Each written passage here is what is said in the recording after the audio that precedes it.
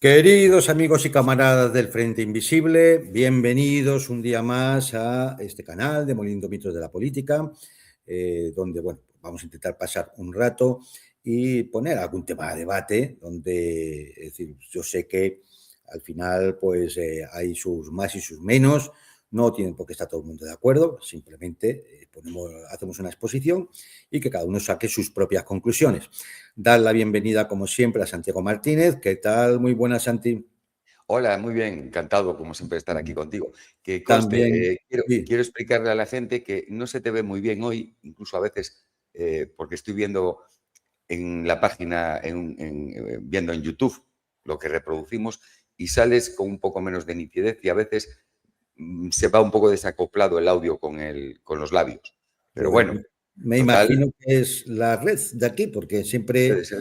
siempre lo hacemos con esa, pues, que unos días vaya bien, otro día mal, me imagino que o estará más sobrecargada o cualquier circunstancia de estas, ¿no? Es decir, pero bueno, Por supuesto. agradecer de todas formas al equipo técnico de MP que permite la realización del programa y como siempre, solicitarle su ayuda. ¿Mm?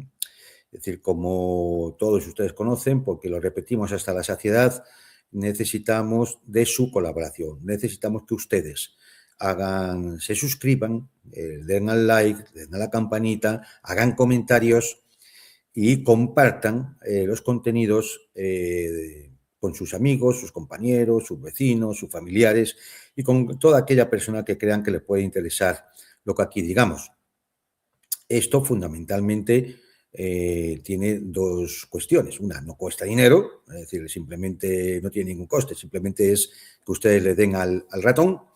Y en segundo lugar, sé que fastidia mucho a todas las sabandijas de Bruselas, de la OTAN y demás lobbies, bandas, banderías, grupos de cuatreros y demás que circulan por las redes, ¿no? Entonces, bueno, pues aunque solo sea por amargarles un día más la existencia, es bueno que ustedes nos ayuden a esto, ¿no? A esta labor. Hoy tenemos un tema que yo sé que a algunos no va a gustar. Bueno, va a haber ¿Eh? aquí, A algunos no va a pero es lo gustar, que hay, porque pero es lo es, que hay. claro, porque es fastidioso.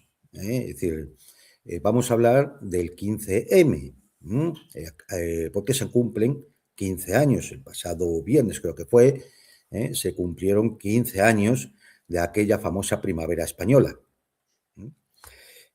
Yo quiero salvar aquí a todas las personas que participaron en aquello con toda sinceridad, pensando que estábamos haciendo algo que podía cambiar el futuro. Y bueno, el primero es yo. Y yo, Yo. cuántas ilusiones rotas, ¿verdad? El primero yo. Entonces yo me pasé bastantes tardes cerca de la Puerta del Sol, donde se reunía la asamblea de temas económicos, que estaba en una plaza trasera. Algunos que conozcan Madrid, pues sabrán que es donde están los antiguos, bueno, están los cines Madrid, y allí se hacía la asamblea de temas económicos. Y bueno, pues pensábamos que aquello pues significaba un punto de inflexión, un salto cualitativo en lo que había sido la protesta ciudadana por cambiar las cosas, ¿no?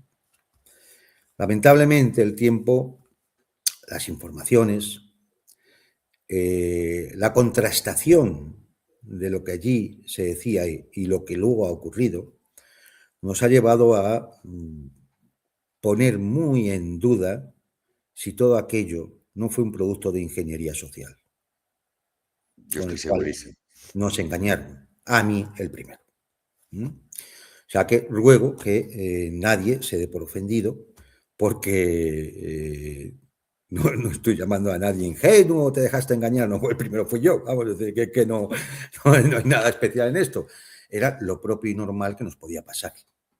Después de años de absoluta inactividad, en los que, bueno, quitando quizás aquella huelga general que se hizo contra Felipe González en el año 2010, no, 1994, 93 o por ahí, creo que Por fue. ahí fue, sí, después de la guerra de Irak fue, ¿no? Exactamente, sí, es decir, la primera. De la primera, sí. Yo que aquello fue una huelga general absoluta, pues luego vinieron toda una serie de años donde lo que hubo fue una total desmovilización de la protesta social.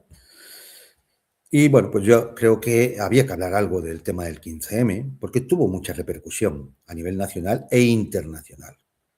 Y también porque, como sé que nos ven desde muchos países, especialmente desde las Américas, bueno, pues posiblemente alguno hasta haya tenido experiencias parecidas, o al menos que les sirva de prevención de lo que pueda pasar el día de mañana. Yo les cuento cómo es la doctrina oficial de aquel 15M, ¿no?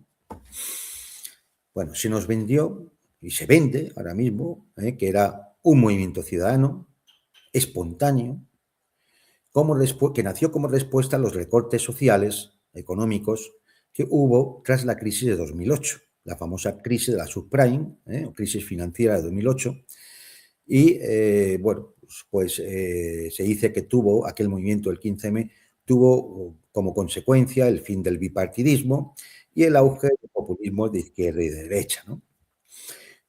Ahora contaremos un poco, pero oficialmente se dice que todo comenzó con una acampada en la Puerta del Sol de Madrid, bajo el lema "Sí se puede". Y bueno, pues Por cierto, parecido al Yes We Can del sí, señor Obama, ¿no? Obama, que Algo tendrá que ver también.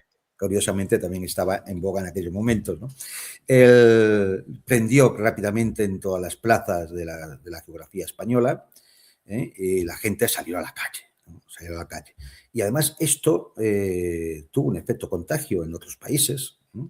Y se llamaba el movimiento de los indignados, y se hablaba de la primavera española, ¿no? Y bueno, pues de aquello fue el germen donde surgieron dos partidos políticos, uno de izquierda, Podemos, y otro de centro o centro-derecha, que era Ciudadanos. Surgieron de ahí, de toda aquella movilización. Fue tan revolucionaria,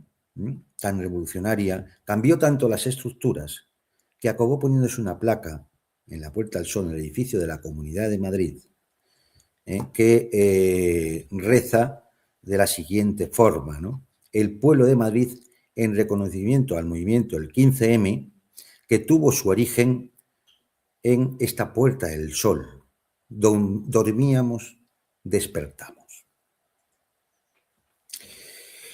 La acampada en la Puerta del Sol, que era el punto neurálgico de todo el proceso, se fue desmantelada el 12 de junio, esto empezó un 15 de mayo, y el 12 de junio se desmanteló, y al parecer en una asamblea general, yo ahí no estuve, se decidió el desmantelamiento, pero que eso no iba a dar por acabadas las reivindicaciones. Esto es la historia oficial. Y bueno, no es que sea mentira lo que pone, lo que se dice, ¿no?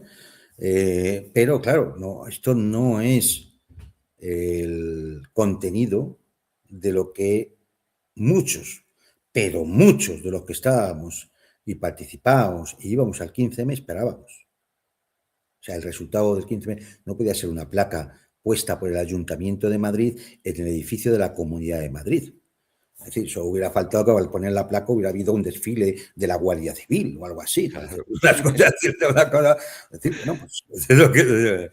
Con lo cual, bueno, yo con los años, la experiencia, las informaciones, la gente que vas conociendo y todo lo que se ha ido hablando, bueno, me atrevo a dar otra tesis, que en el fondo es molesta porque todos hemos estado ahí. Y esta tesis es que el 15M no fue una revuelta popular espontánea, sino un producto de ingeniería social, diseñado por quién, por la élite económica, para canalizar el descontento y acelerar algunos lo llaman revolución minarquista, o un acercamiento a tesis y ultraliberales, o de los libertarios estos de estilo Milley y demás, ¿no? Es decir, la reducción del Estado a su mínima expresión, porque los políticos eran un desastre, ¿no? Y de esa forma lo que se acaba es maximizando el capital privado. Es Es decir, realmente su objetivo real nunca fue alcanzar las metas públicas que se proclamaban, nunca, sino, bueno, pues provocar un proceso de protesta, de revuelta, no de revolución, de revuelta, esto lo hemos hablado alguna vez, que facilitara la entrada en España de productos ideológicos que iban en otra dirección. ¿Cuál era el contexto? Bueno, había habido, el 29 de septiembre de 2010, ante la crisis que se vivía, se había convocado una huelga general, que no fue precisamente un éxito, no nos engañemos. Fue una huelga general estéril, tardía, muy deprimente, nada que ver con aquella que citábamos antes. Es decir, provocada además por los mismos sindicatos, es decir, una situación deprimente provocada por los mismos sindicatos con unos acuerdos con las patronales que iban en la dirección de los actos por los cuales se había producido la crisis. Realmente, y yo conocía el tema desde dentro de los sindicatos, la gente, las empresas y demás, lo que exigía era una huelga general e indefinida. Obligar así al gobierno a rectificar todas las políticas de ajuste, ¿no? Bueno, pues después de aquella huelga general fracasada, en febrero de 2011, comienzan a germinar grupos que no sabemos muy bien dónde salieron. Bueno, espontáneamente, vamos a suponer, ¿no? Recordarán ustedes Democracia Real Ya, No les votes, Juventud sin futuro, Estado del malestar. Ninguno era el movimiento revolucionario no sé qué. Eran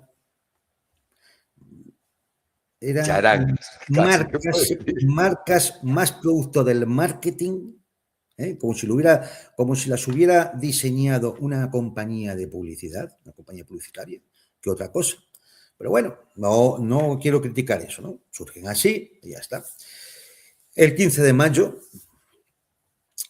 dos de estos grupos, recién nacidos y prácticamente desconocidos, Democracia Real Ya y No les votes, convocan una manifestación a nivel nacional. Y esto se da en una España con las tasas de desempleo más altas de Europa. Ahora casi también, lo que pasa es que nos ha superado un país, un país que va muy bien desde que entró en la OTAN, Finlandia. Pero somos los segundos, o sea, no estamos en unas circunstancias muy distintas. Era un país a merced de la casta corporativa, política y del Fondo Monetario Internacional, o sea, como ahora, que campaban a sus anchas, bueno, sobre los escombros de la Europa pobre, aquella que llamaban los PIGS, Portugal, Irlanda, Grecia, acuérdense de todo el tema griego, Islandia, Italia. Sí, bueno. Y bueno, pues se convoca esa manifestación y esa noche del 15 de mayo, una manifestación publicitada por redes sociales y las incipientes redes sociales, todavía no estaban tan desarrollados como hoy, pero ya, es decir, existían, Es decir, y el 15 de mayo, esa manifestación, algunos asistentes deciden que se quedan a dormir, a acampar en la Puerta del Sol. Y así apareció el día 16 de mayo con una Puerta del Sol, con un campamento. Con toda una serie de lemas, somos los de abajo que vamos contra los de arriba, no nos representan, si se puede, etcétera, etcétera. Ya muchos de ustedes los conocen porque seguramente los han vivido.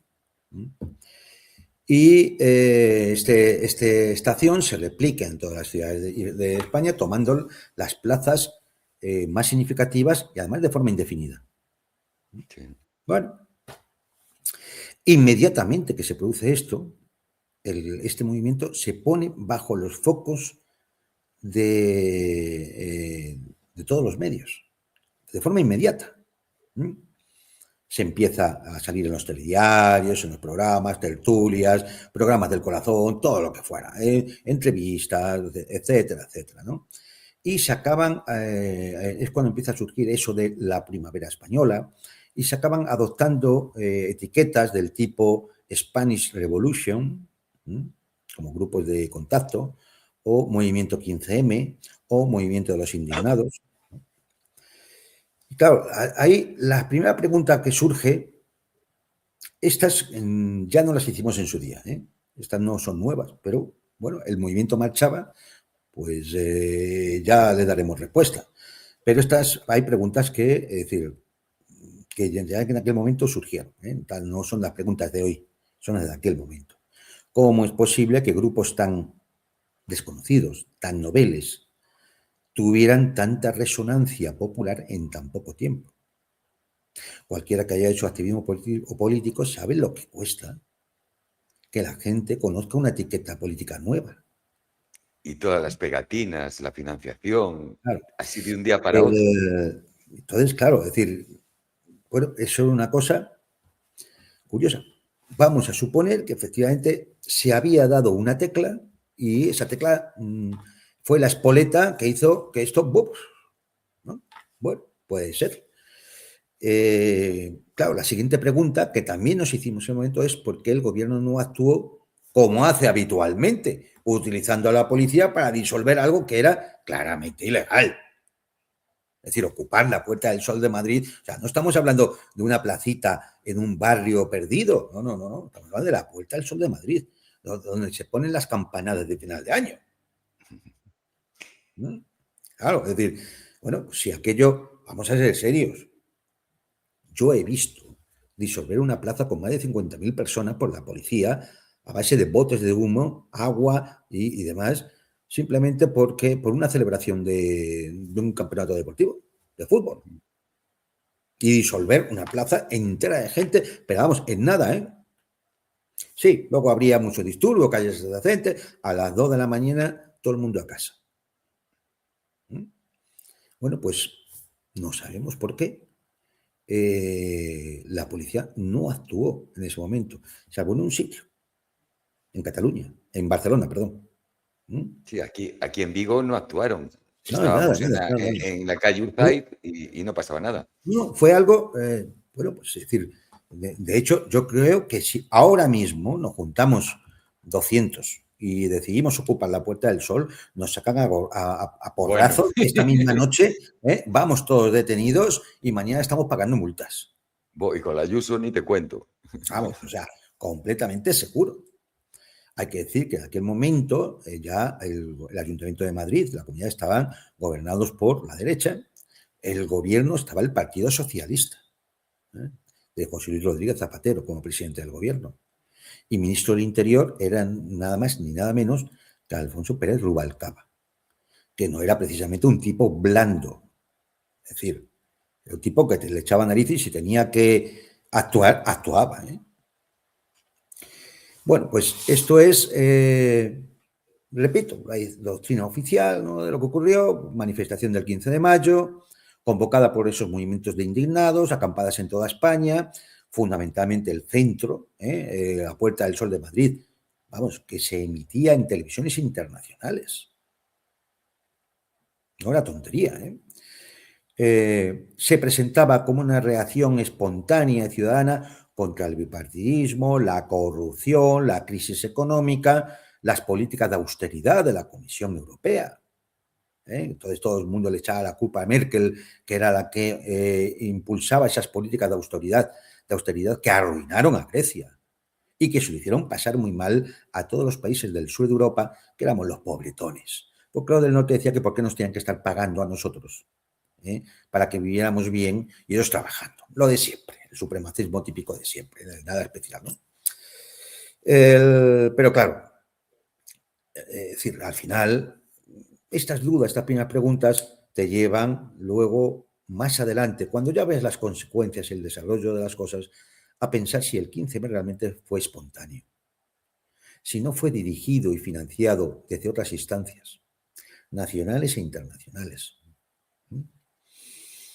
Si no fue realmente una prueba para poner en funcionamiento el tipo de golpe de Estado blando que, por ejemplo, se utilizó poco después en el Maidán en 2014, en Ucrania. Que si se dan cuenta, empezó de una forma similar. Una manifestación de protesta en la plaza de Maidán, en Kiev, que es la principal plaza de la ciudad, y allí se plantaron unos tipos, montaron las tiendas de campaña y se quedaron. Y eso fue lo que fue engordándose hasta que se provocó lo que se provocó. Y que ha tenido como consecuencia lo que hoy se vive en Ucrania. ¿Pudo ser una prueba? Bueno, si fue así, si realmente todo esto hubiera obedecido a un experimento de ingeniería social, eso explicaría, por ejemplo, la dirección real del movimiento o los colectivos que lo integraron o la financiación recibida o los resultados obtenidos. Es decir, el fracaso de los objetivos que nos propusimos en el 15.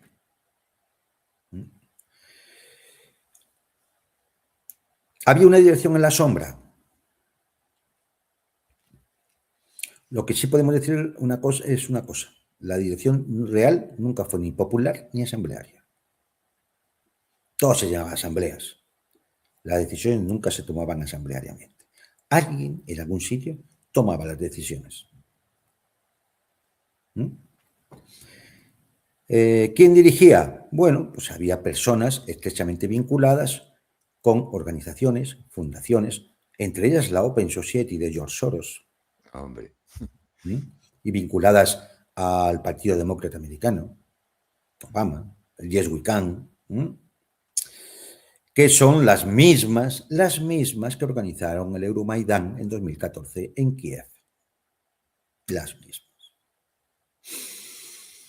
¿Qué ocurría? Bueno, pues había una representación visible que estaba allí en las asambleas, ¿no?, que actuaba realmente como pantalla de la dirección verdadera que operaba en la sombra. Yo podía contar anécdotas, ¿no?, pero luego voy a referirme a alguna de personas que sí estuvieron mucho más implicadas y que han escrito libros al respecto.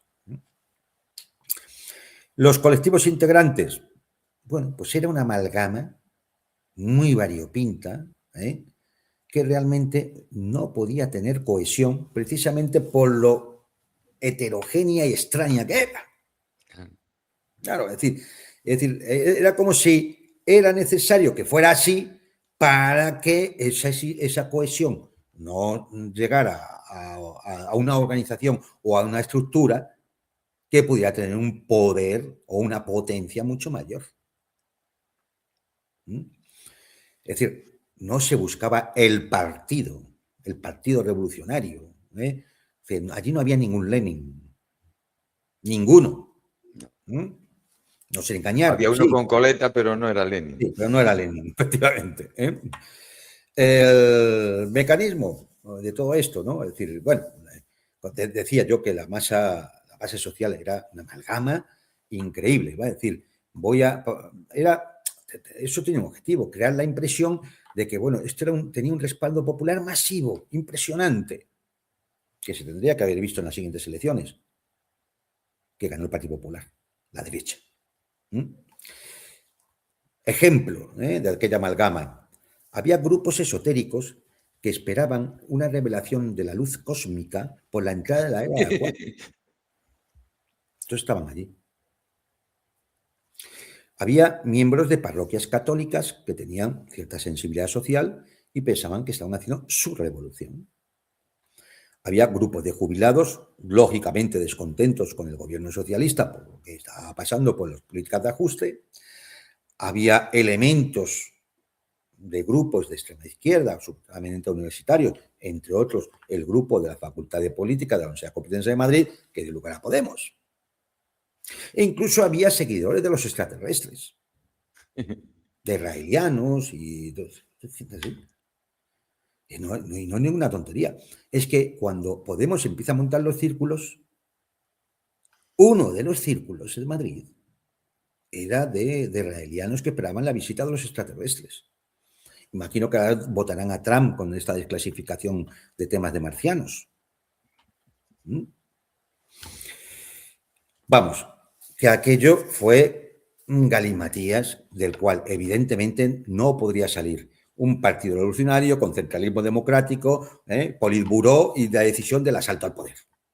Era imposible. Quizás en aquel momento no lo podíamos ver. Porque cuando estás dentro de la vorágine, no te percatas de todas estas cosas. Cuando ya todo ha acabado, sales y te pones a pensar, es cuando dices, claro, si es que esto no tenía ni pie ni cabeza. O sí tenía pies y cabeza, pero no sabíamos de quién eran los pies ni de quién era la cabeza. Otra pregunta que en su momento también nos hicimos, pero bueno, en la vorágine tampoco estaba era ¿de dónde salía la financiación? Porque había mucha gente que no curraba, que vivía allí, porque algunos teníamos que ir por la tarde a las asambleas y demás, porque por la mañana estábamos trabajando. Entonces, por la tarde, por la noche. Pero aquí hubo mucha gente que nadie sabe de dónde salían las pancartas, de dónde salían las pegatinas, de dónde se generaba todo aquello, el mantenimiento logístico simplemente. Incluso repartos de comida y todo. Para Sí, que la pero gente... yo digo el mantenimiento logístico, ¿no? Es decir, Faltaba la nula solamente con cómo los aquello se bocadillos, pudo quebrando. mantener activo durante tanto tiempo. Bueno, pues es una pregunta a hacerse, ¿no? Como también es la pasividad, la inacción de aquel gobierno. Porque a quien estaba fastidiando todo ese movimiento era el gobierno que había. Y el gobierno que había era el Partido Socialista. Teóricamente era un gobierno progresista. Teóricamente era un gobierno que tenía que tener una confluencia cósmica porque estaba José Luis Díaz Zapatero en Madrid y Barack Obama en Washington. Entonces, es decir, bueno, pues la realidad es que aquel gobierno nunca actuó contra el 15M. Nunca. Quizás miedo por parte del presidente del gobierno a que aquello se desbordara y hubiera un intento, vamos a llamarlo entre comillas, de golpe de Estado. Puede ser. Es lo que pasó en Kiev en 2014.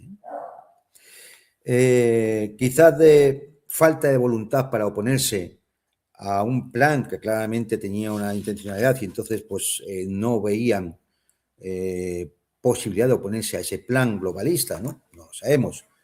Pero sí sabemos que el Ministerio de Interior se limitó a un simple seguimiento para no ser desbordados en las calles. Se le llamó Primavera Española. La prensa extranjera lo presentó como un paralelo de las primaveras árabes, que hoy ya sabemos que fueron dirigidas para eliminar los gobiernos socialistas y nacionalistas panárabes. En Libia, en Egipto, en Siria. Nunca fueron contra Arabia Saudita, oye, ni contra las petromonarquías del Golfo. Curioso, y en fin, luego había, claro, empezaron a surgir una serie de personajes que luego han sido personajes clave. Lo que pasa es que entonces no los identificábamos, no identificamos el tema de una forma evidente, ¿no? Es decir, por ejemplo, Eduardo Punset, aquel que tenía un programa en televisión sobre temas científicos, además, el 24 de mayo de 2011, es decir, pocos días después de comenzar el 15M, dio una conferencia en Oviedo en el cual lo que hizo fue dar una cara amable de las movilizaciones, es decir, para apoyarlo, y inocular la cosa esta de que la gente no piense mucho, que hay que actuar.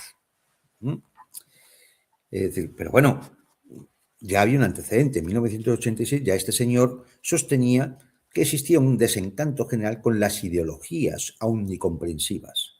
Vamos, con el socialismo, para entendernos. Y o ideologías, es decir, duras, ¿no? Es decir, este señor lo que venía realmente era un novedoso desmovilizador, ¿no? Él hizo una defensa explícita del nuevo orden mundial. Hay que recordar que poco antes de Obama, ¿quién era? Era George Bush, el que declaró aquello del nuevo orden mundial. Y escribió un artículo que se llamaba ¿Qué ventajas tendría un gobierno único?, en el cual sostenía que implantando un nuevo orden mundial se arrancaría a minorías despiadadas del poder. Un señor que ha tenido todos los beneplácitos del régimen, programas de televisión incluido, que ha promovido siempre un gobierno mundial, una moneda mundial, un idioma mundial y un pensamiento único mundial. Claramente, exactamente como lo que plantean ahora las tecnológicas, especialmente Palantir, con su manifiesto de 22 puntos. Otro personaje era Enrique Dance. Algunos no lo conoceréis, yo entonces tampoco. Pero bueno, este personaje estudió en los jesuitas y en las universidades elitistas de Estados Unidos, Harvard. Trabajó durante 20 años en Barclays Bank trabajó en Barclays Bank y durante 20 años fue profesor en el Instituto de Empresas Business School, una de las mejores escuelas de negocios del mundo, ¿no? Vamos, no era miembro del Partido Bolchevique, para entenderlo. Escribía en Expansión en 5 días. Y, bueno, tenía la habilidad de cambiar de apariencia física en función de la audiencia. Si la audiencia iba a ser mercantilistas de derechas, pues se pondría, iba más formal, y si no, pues iba de activista de izquierdas, ¿no? Vinculado al Partido Popular, incluso asistente a congresos del Partido Popular. Él se mofaba de quienes cuestionaban, bueno, pues las verdades oficiales, ¿no? Es decir, y su mensaje clave que las redes sociales e Internet son las herramientas apropiadas para establecer reformas sociopolíticas en una sociedad hiperconectada. ¿Nos suena también esto hoy ya? Claro, entonces no sonaba tanto, yo lo entiendo, ¿no? Otro personaje, Martín Varsavsky.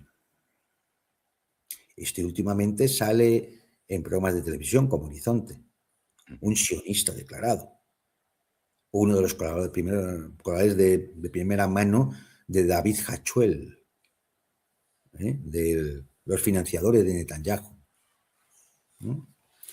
y los de ACOM, aquí en España, persiguiendo a todo aquel que apoya a Palestina o no está de acuerdo con el Estado sionista. Este entonces era dueño de Yastel, la operadora telefónica, y estuvo presente en las acampadas, por ejemplo, la de Palma de Mallorca. Siempre ha sospechado sus vínculos, hoy ya más o menos explícitos, con la Fundación Rockefeller. Y este es el que ponía gratuitamente los wifis a disposición de los acampados. Claro, esto tampoco lo sabíamos entonces. Pero hay que hacerse la pregunta, ¿no? ¿Qué interés podría tener este tipo en apoyar el 15M? Otro, Tomás Zabelewski. Yo creo que son del mismo pueblo, ¿eh? Bueno, este es consultor de negocios, ¿dónde? En la Fundación Everis. Ya hemos hablado en detalle ahora, la Fundación Everis. Personificó la conexión directa entre los cinzas neoliberales y el corazón del movimiento 15M. Porque los cinzas intervinieron. Y, para mayor ejemplo, para continuar, la Fundación Everis. La Fundación Everis es un cinzán neoliberal. Y él tenía una propuesta en aquellos entonces de reforma del sistema electoral similar a la del movimiento de los indignados. Se recuerdan, aquello no nos representan, Hay que abrir las listas electorales, hay que ir a listas abiertas, todo aquello, ¿verdad? Y el lema de estos, de Everis, era: no queremos un trozo del pastel, queremos la pastelería y la queremos ya. El ya era una cosa que también se utilizaba mucho, ¿eh? Democracia real ya. Bien, pues en noviembre de 2010, pocos meses antes del comienzo del 15M, presentan un informe llamado Transformar España. ¿Y lo presentan dónde? En una audiencia privada en el Palacio de la Zarzuela, en presencia de Su Majestad Juan Carlos I, alias el Campechano. ¿Quiénes asistieron? 100 representantes de empresarios y expertos, donde estaban allí directores, presidentes, consejeros de Acciona, Repsol, Vodafone, Telefónica, Mafre, Deutsche Bank, BBVA, Banco Santander, La Caixa, Iberdrola, Endesa, Mercadona, Iberia, Inditex, Renfe, la creme de la creme. La clase obrera española. La clase trabajadora, efectivamente. En diciembre de 2010, Zapatero solicitó una reunión con 37 de los empresarios firmantes del informe. Y en febrero de 2011, este lobby empresarial pide reformas económicas al presidente. Es decir, que los que crearon el modelo que acabó en el desastre de 2008 eran los primeros indignados solicitando reformas al sistema que ellos mismos quebraron.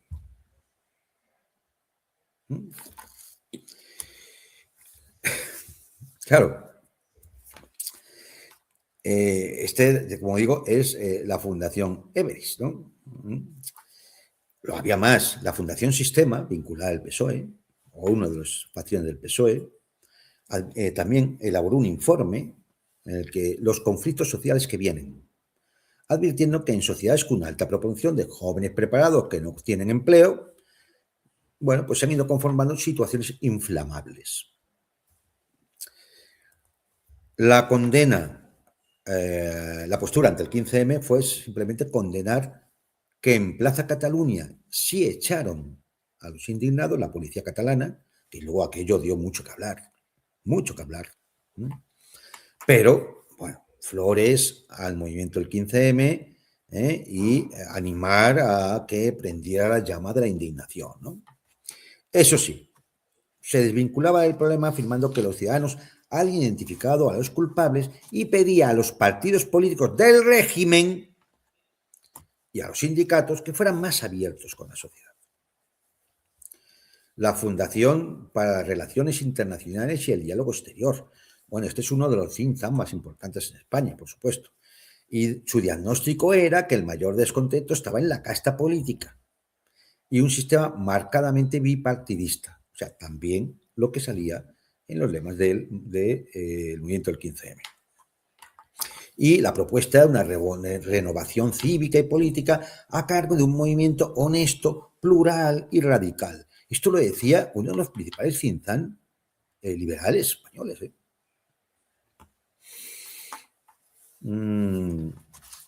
Más, la sociedad civismo, por ejemplo. La sociedad civismo, cuyo objetivo era forjar libertad y despertar de la sociedad civil como medio de la opinión pública.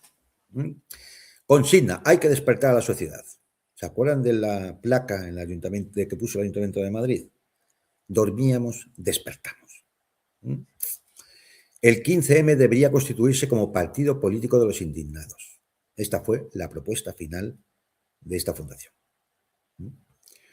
La London School of Economics and Political Science, la escuela científica de ciencia política y económica de Londres, apostaba por la reforma del capitalismo.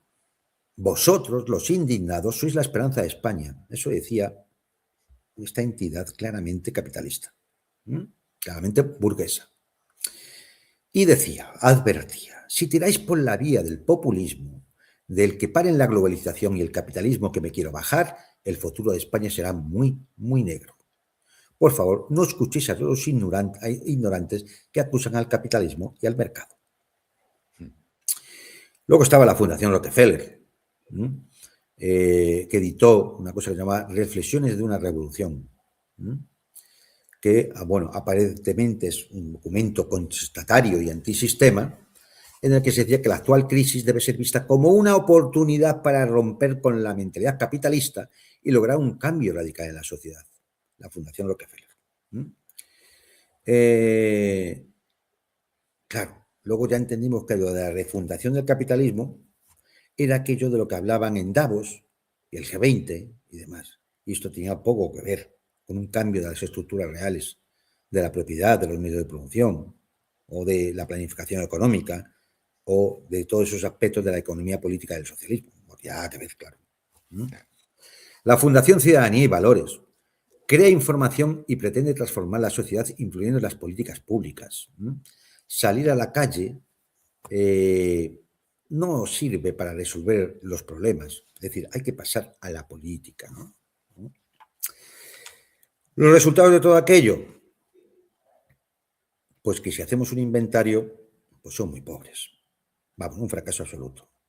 Total. ¿Se acuerdan de que decían, bueno, la transparencia en la gestión pública, ¿no? Pues se aprobó una ley de transparencia en 2013 que evidentemente no disminuyó la opacidad en el empleo de los fondos públicos, como hemos podido observar a lo largo de todos estos años. Ya que es que la demostración es empírica. Se tira de la hemeroteca y uno lo ve. El fin de la corrupción. No sé si decir nada. Bueno. Porque vamos, a Zapatero le sucedió Mariano Rajoy, que cayó por corrupción. El gobierno actual está cercado por la corrupción. Está la noticia del día a día. El propio Rodríguez Zapatero hoy es objeto de investigaciones por corrupción. Y no quiero referirme a figuras como Jordi Pujol, Juan Carlos I, o toda una recua interminable de personajes que han seguido saliendo posteriormente al 15 de mayo de 2011. Y su majestad, que era amigo de todos ellos. Claro, lo he dicho antes, pues de campechano. El fin del bipartidismo. Bueno, aparentemente surgió un Podemos, un Ciudadanos, un UPyD, pero realmente fracasaron en sustituir al PP y al Partido Socialista, al Partido Popular y al Partido Socialista. De hecho, hoy día, la mayoría de los gobiernos locales, autonómicos y el gobierno general siguen liderados por los dos grandes partidos. Quitamos el caso muy especial en Cataluña y el País Vasco por la cuestión nacionalista, ¿no? En Galicia algo también, ¿no? Pero por la cuestión nacionalista puramente. En general, y a nivel nacional, los dos partidos siguen mandando. Solo hay que ver las elecciones de este fin de semana en Andalucía.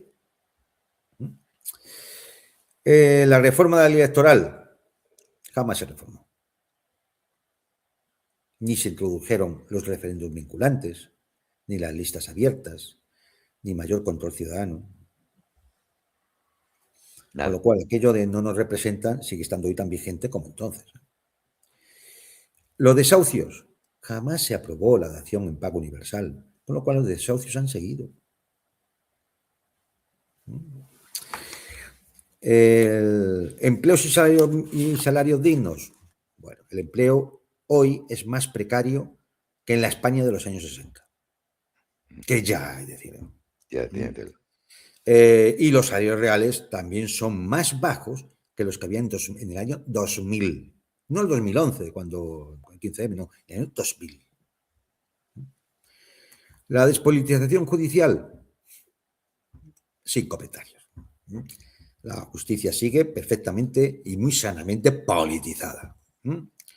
El control de la banca. Ni hubo control de banca, ni auditorías, ni nada. Los gobiernos siguieron rescatando los bancos con dinero de todos nosotros, con dinero público. Por supuesto, los extraterrestres no vinieron. Vale. Ni hubo ninguna difusión de sabiduría cósmica por la aparición de la era de Acuario, ni se produjo ningún cambio positivo en el planeta. Me imagino que aquellos habrán dejado de fumar lo que fumaban.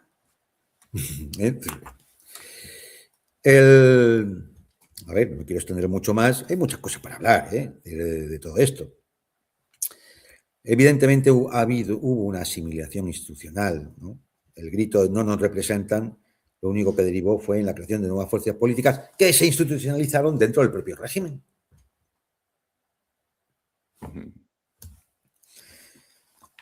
Pero fueron formaciones políticas que canalizaron claramente el enfado ciudadano para hacer a la institución y se mantuviera controlado ahí. No quiero decir con esto que cuando los que crean Podemos lo crearan con esta intención o los que crean Ciudadanos lo crearan con esta intención. Es decir, no sé muy bien con qué intención lo crearon, pero da igual. Es decir, el resultado es el que es. El resultado es el que es. Que se integraron en las instituciones del régimen 78. Hombre, el jefe magnánimo de Podemos acabó siendo vicepresidente del gobierno.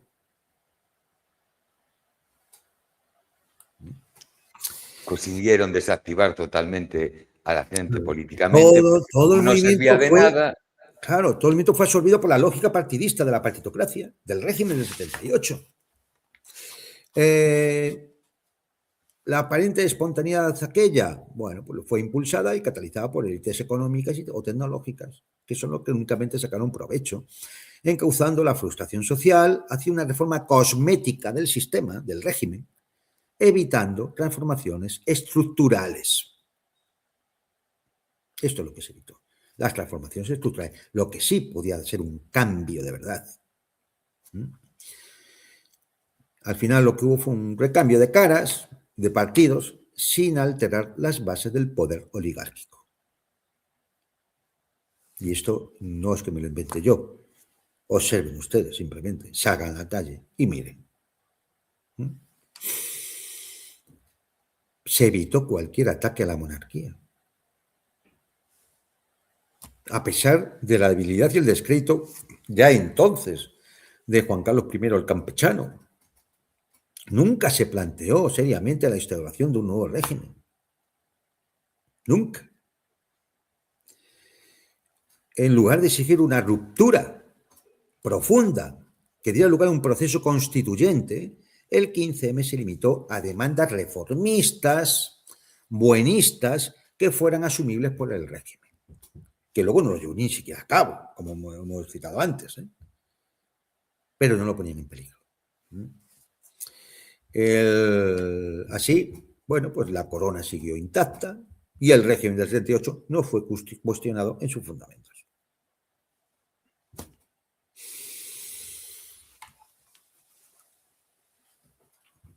Parece que todo se fabricó. Y bueno, pues había figuras claves, como hemos dicho, ¿no? El gurú tecnológico Enrique Dan, Martín Varsavsky, Eduardo Punset, Federico Mayor Zaragoza, otro de los ideólogos de la cosita, que actuaron como altavoces y legitimadores iniciales, creando la apariencia de un movimiento transversal, en el cual podía haber gentes de derecha, de izquierda, de centro, de arriba y abajo. Es decir, era un movimiento popular, ¿no? Se utilizó claramente técnicas de marketing capitalista, con lemas cortos, simples, fácilmente asimilables, ¿no? Por ejemplo, no les votes, no nos representan, este tipo de cosas, ¿no? Pero si se dan cuenta, con ninguno de ellos era una afirmación que significara un cambio estructural. No nos representan. Somos los de abajo y vamos contra los de arriba.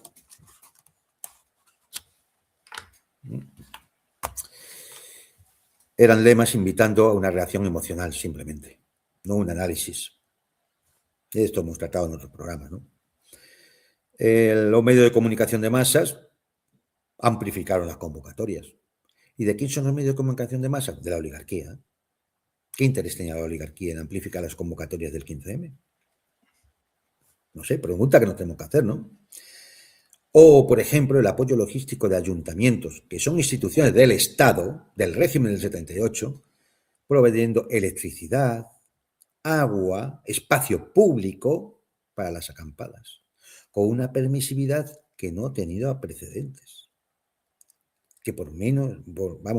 por por la mitad de la mitad de la mitad de la ocupación que había en una plaza, habían actuado la policía antidisturbios, disolviéndolo, porque hubiera que disolver a palos.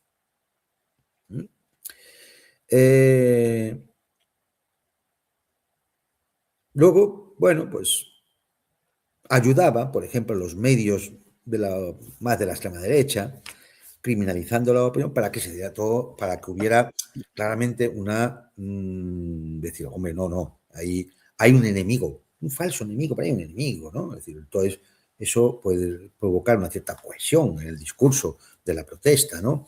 O, por ejemplo, puntuales actos de violencia policial que diera, bueno, pues para darle un poco de apariencia popular y rebelde al movimiento. Todos sabemos que aquello era un chiste, porque si hubiera querido el Ministerio del Interior, desaloja todas las plazas y no hay forma de oponerse. Y menos con aquella no estructura que existía. Acordaos de el símbolo de votación en las asambleas, que no era a mano alzada, ni al estilo soviético, ni nada. Era... ¿No te acuerdas, Santiago? Sí, de Las asambleas. la forma en que la gente votaba. ¿En qué se votaba? Sí, sí, sí, sí. Cosa ridícula. Levantando las manos. Una cosa ridícula. Pero bueno.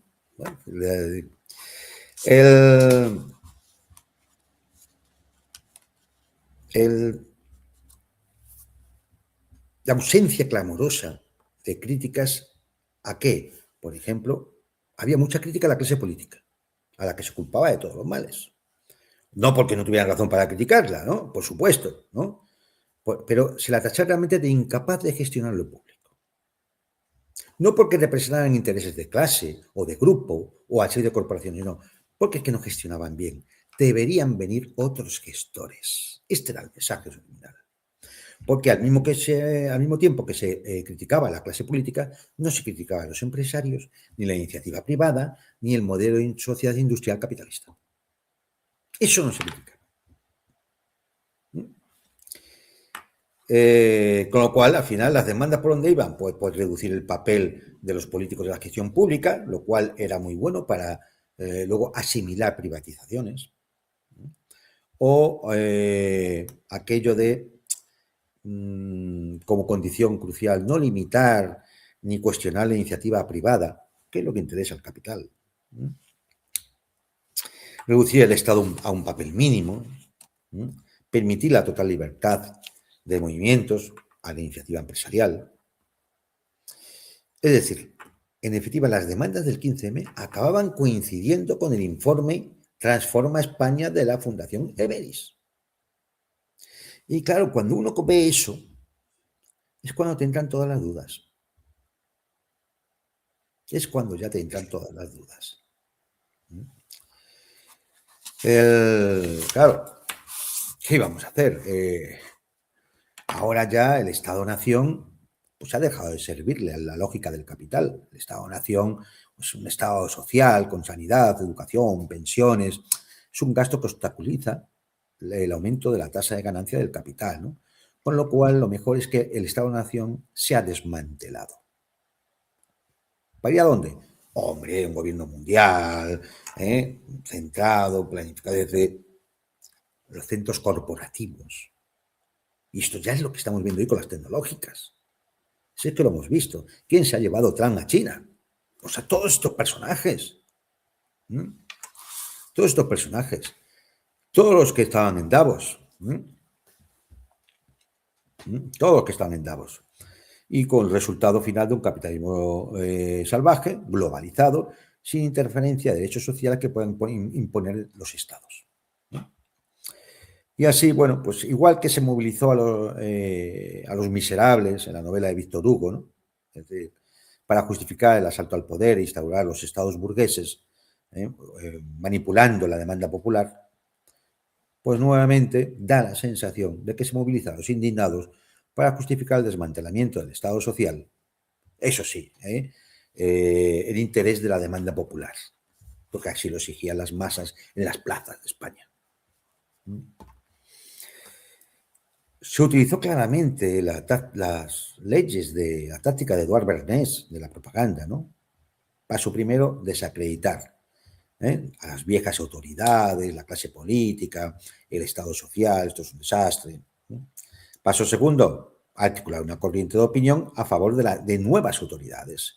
Democracia directa, el empoderamiento ciudadano, todo aquello que en la práctica, como no había un trasfondo ideológico que buscara modificar las estructuras, pues era una práctica en el vacío más absoluto, que es lo que hemos visto. No quiero enredarme mucho, sí quiero citar, bueno, si alguien quiere ver cómo se manipulaban las asambleas y cosas por el estilo, hay un libro, No morir idiota, no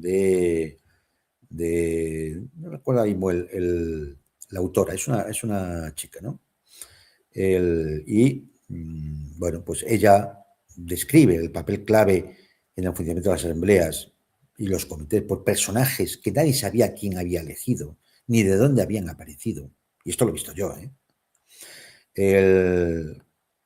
Ella pone en el libro fotos de materiales y personajes presentes en la Puerta del Sol. Y ella, claro, al final diagnostica, esto no es una revuelta espontánea, sino esto es una forma de canalización de la disidencia para una guerra simétrica.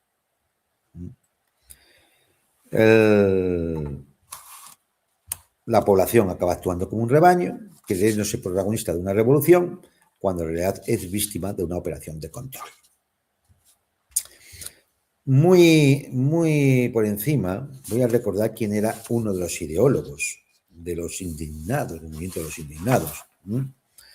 Se llamaba este personaje francés, Stefan Hessel, no sé si lo recuerdan ustedes. Escribió un libro que se llamaba Indignaos. Esto lo escribió con 93 años, en 2010. Y sirvió vendió millones de copias.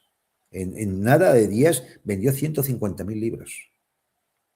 Claro, un tipo que había sido resistente de la resistencia francesa en Londres, que trabajó como agente de los servicios secretos de la Francia Libre, que luego fue destinado como diplomático en la Organización de Naciones Unidas.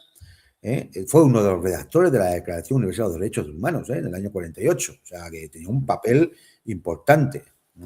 Embajador de Francia en Naciones Unidas en Ginebra y ocupó puestos en el gobierno francés. Es decir, era un hombre del sistema. Entonces, con 93 años se le ocurre escribir un librito, se llama Indignaos, del cual, realiza una auténtica hazaña editorial de alguien que no es conocido y que en pocos días vende 150.000 libros, ¿no? Claro, nadie se cree que este señor pudiera tener ese éxito editorial sin ayuda. Es decir, no puede ser. Es decir, sabiendo lo difícil que es vender libros en la actualidad, cuando nadie te conoce, pensar en un éxito editorial da para sospechar que había una maquinaria de relaciones públicas detrás, ¿no? Y claro, es que este señor, que se presenta como resistente comprometido, pero estuvo en Londres, como superviviente del campo de concentración de Buchenwald, porque era judío, pero realmente, es decir, donde él dice que fue torturado y demás, pero cuando acaba la Segunda Guerra Mundial, él no acusa a nadie, ni a los guardias del campo. Él dice que se salva porque adoptó la identidad de un prisionero francés que murió de tifus. Y los alemanes, que eran todos idiotas, pues no se percataron de nada de eso. Bueno, pues es decir, luchador por la libertad, defensor de derechos humanos, embajador de Francia, una postura con respecto de Palestina sospechosa. Él se declara como si no fuera sionista, pero los palestinos son unos terroristas, tengan ustedes en cuenta.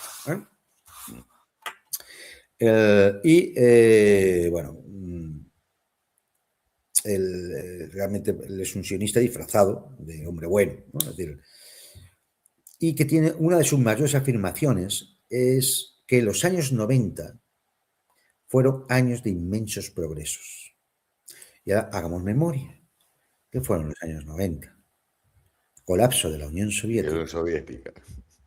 ¿eh? Y la llegada del momento unipolar y del fin de la historia, del triunfo final del capitalismo. De hecho, él se vanagloria y se alegra, dicho por él, de la caída del muro de Berlín y de la destrucción del imperio soviético. Que, como sabemos, es lo que dio rienda suelta al capitalismo más depredador que ha existido, ¿no? Porque ya no tenía quien le pudiera confrontar. Al final, lo de Indignaos es una propuesta sin rumbo, una propuesta en el vacío, bueno, es decir, en el cual, en última instancia, cuando llama a una ruptura radical, lo completa siempre con aquello que tampoco es para tanto porque hemos progresado mucho en los años 90.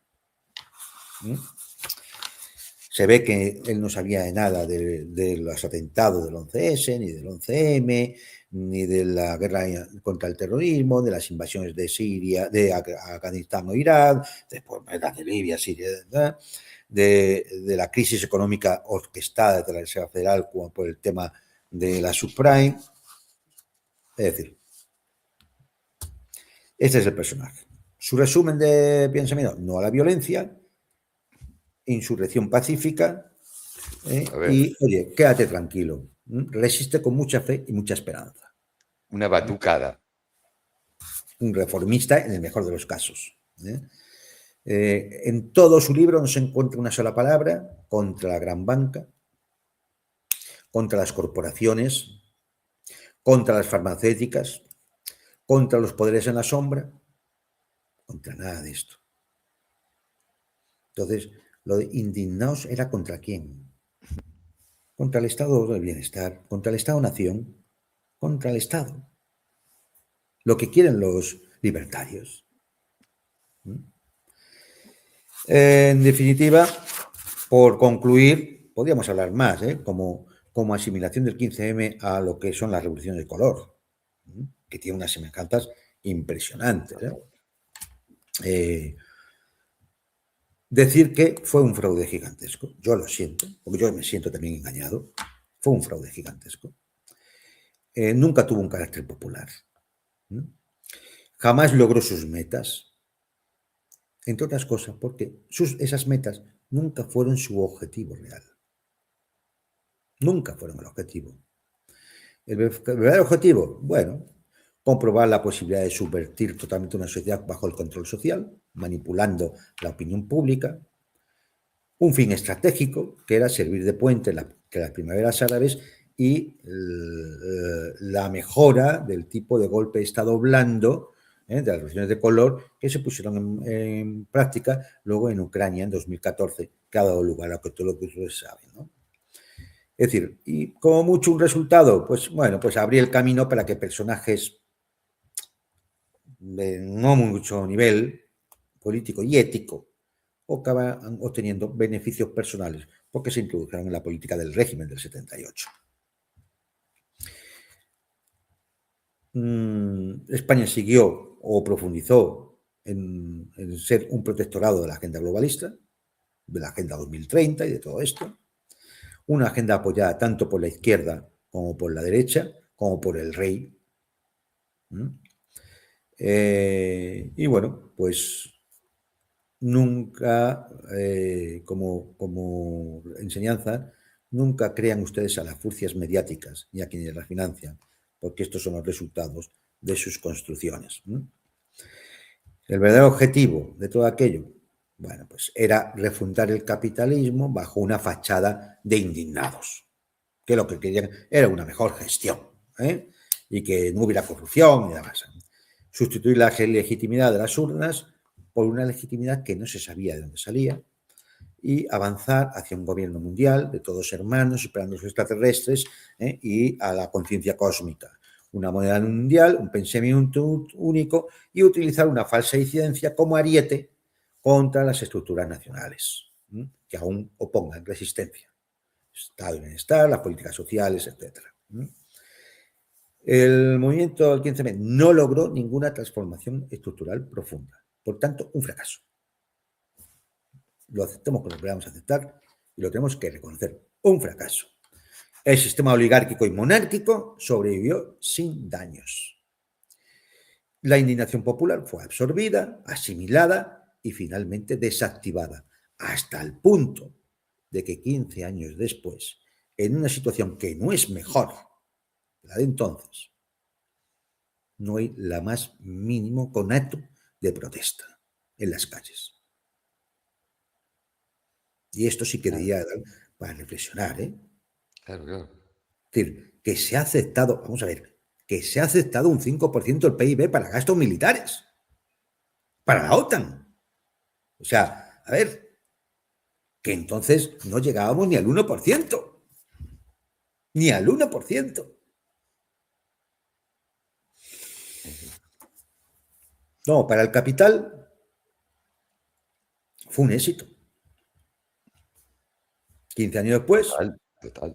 su fracaso en lograr cambios estructurales, para la mayoría es la prueba final de cuál es la naturaleza real del 15M.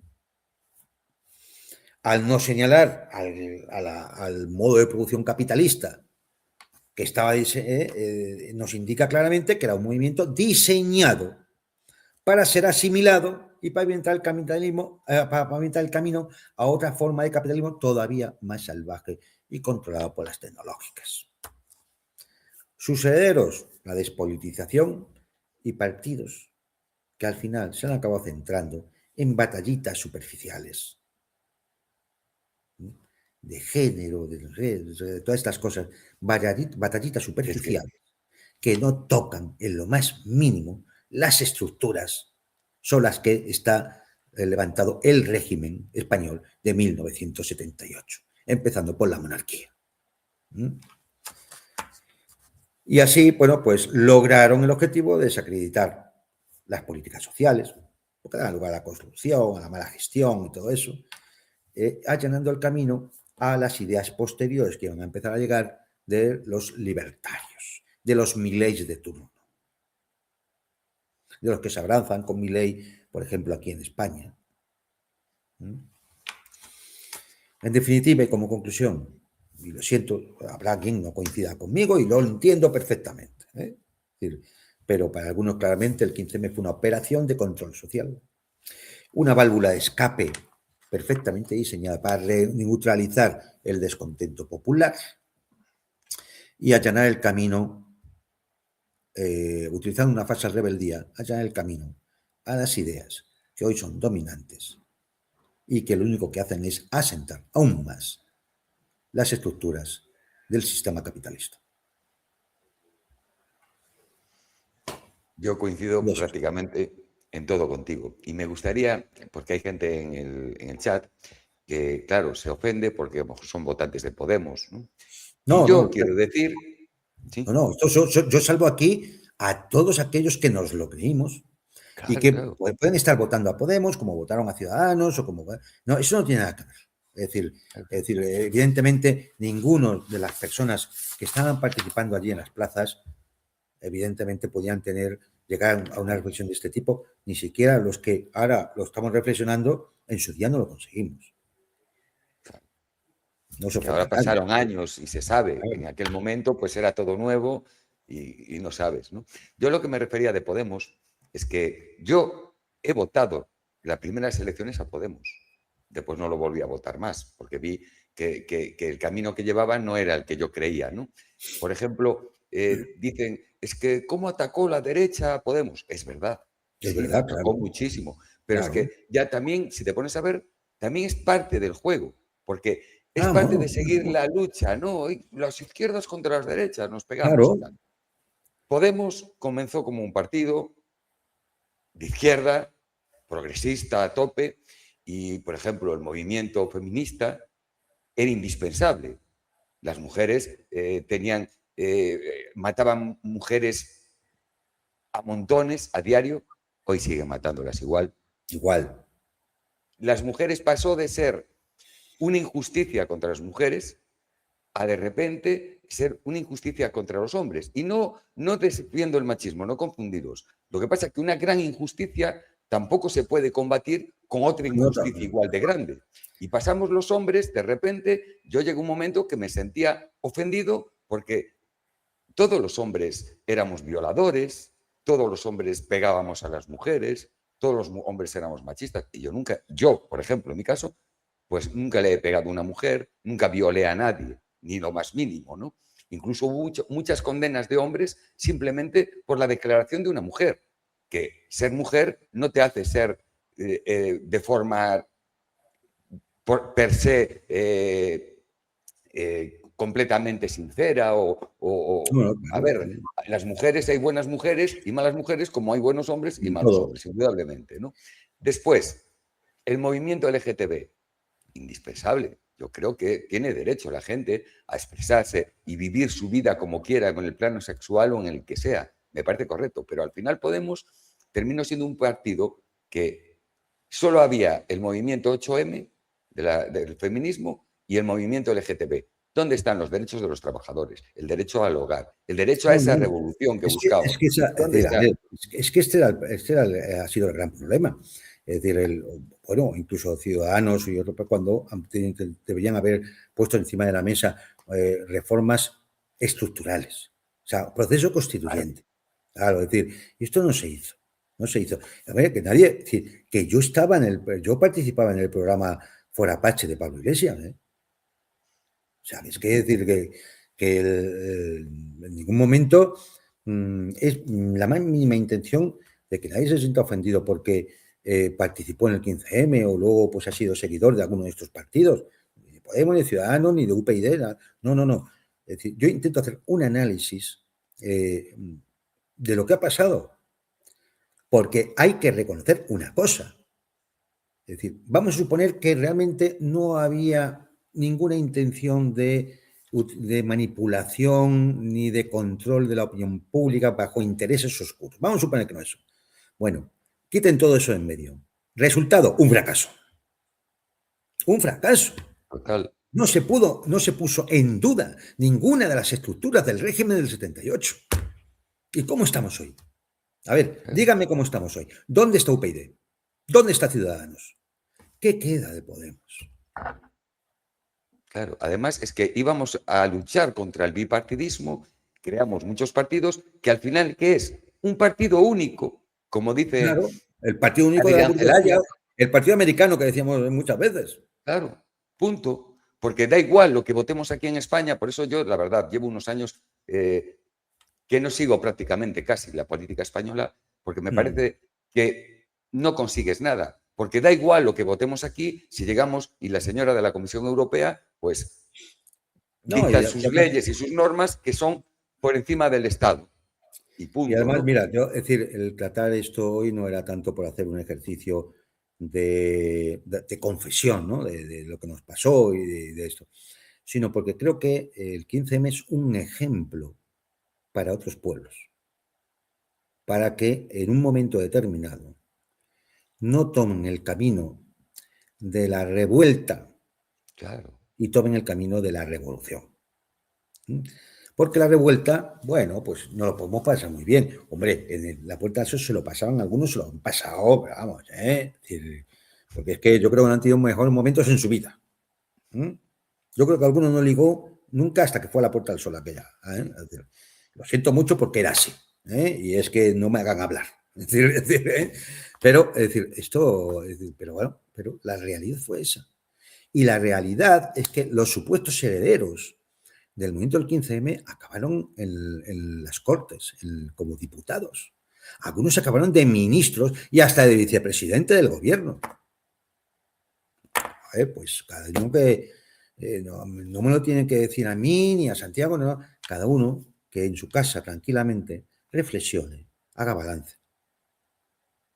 Y haga balance. Porque la realidad es muy triste, es muy triste.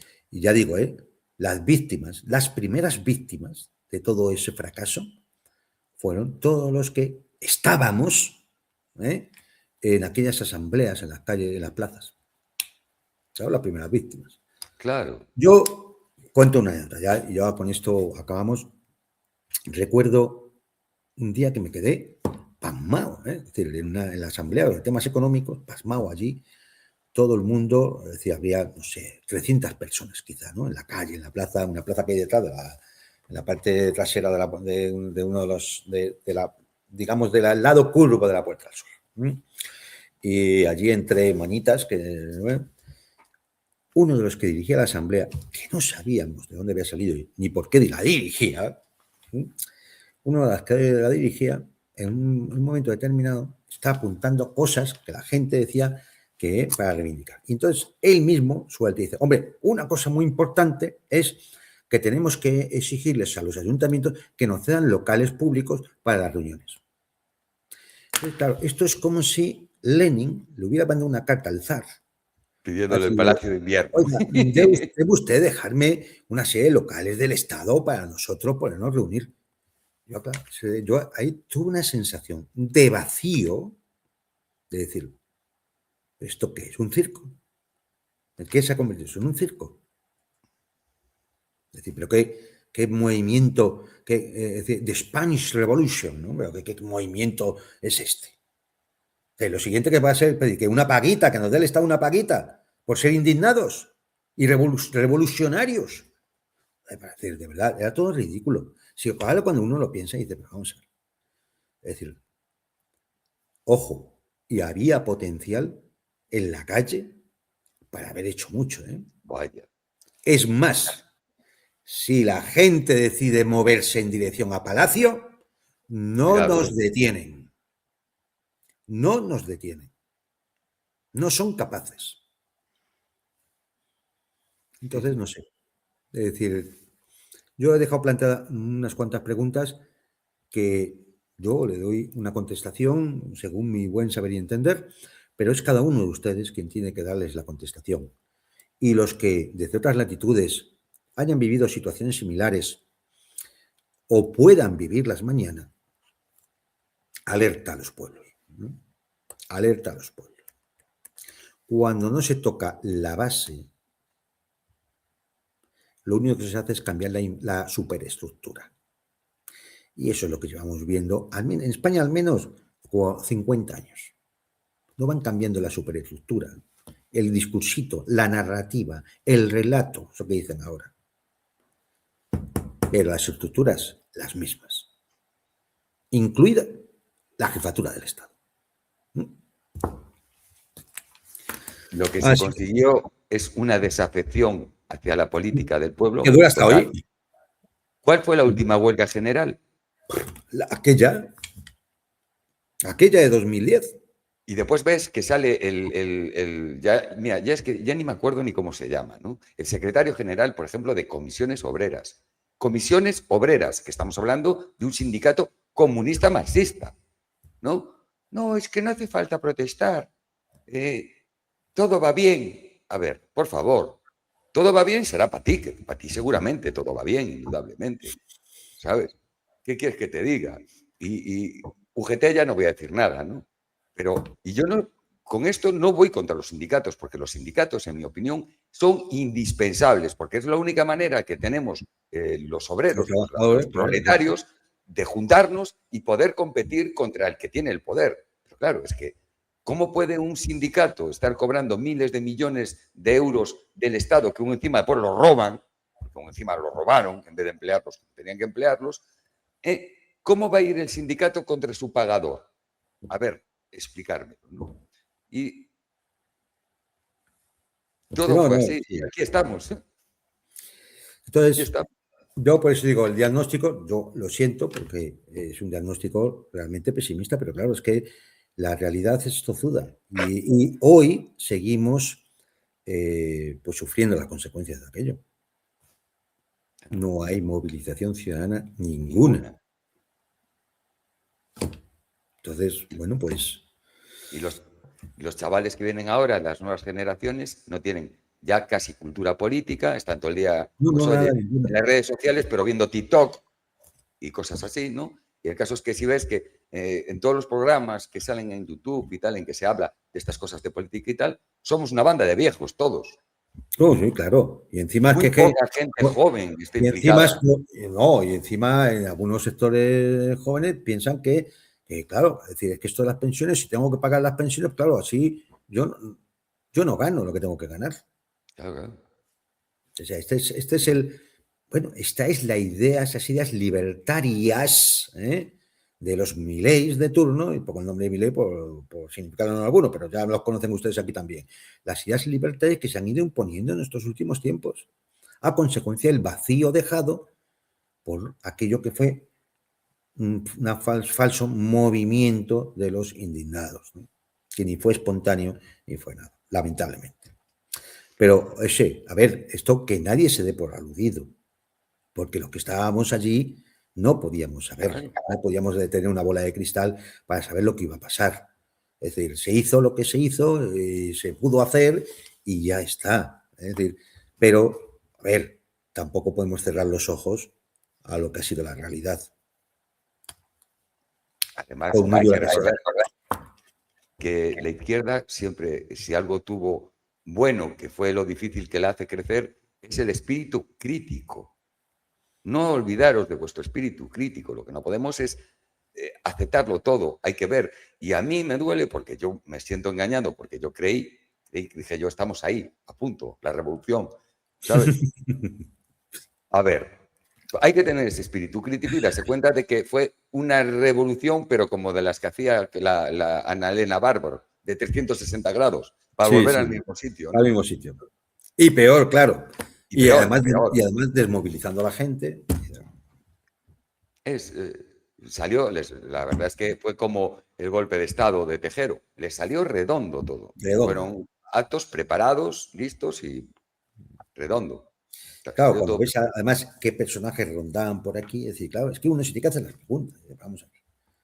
Pero ¿por qué oligarcas van a financiar a través de fundaciones a un movimiento revolucionario? ¿Por qué el dueño de Yastel va a poner la tecnología de su empresa al servicio de esto?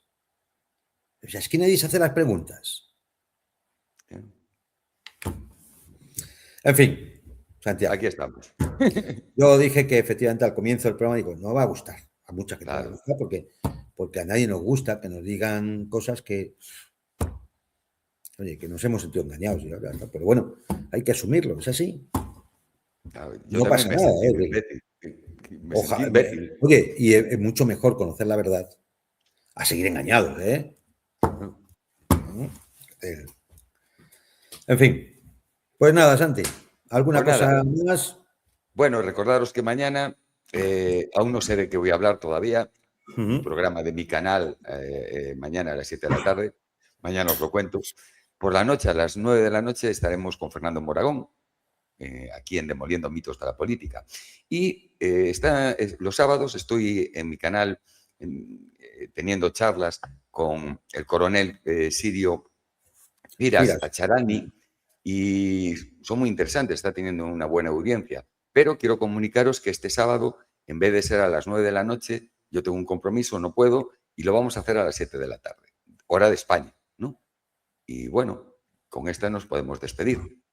pues nada, señores, pues nos volvemos a ver y desearles que pasen unos buenos días, un saludo a todos y les esperamos aquí en Demoliendo Mitos de la Política. Hasta pronto. Hasta luego a todos.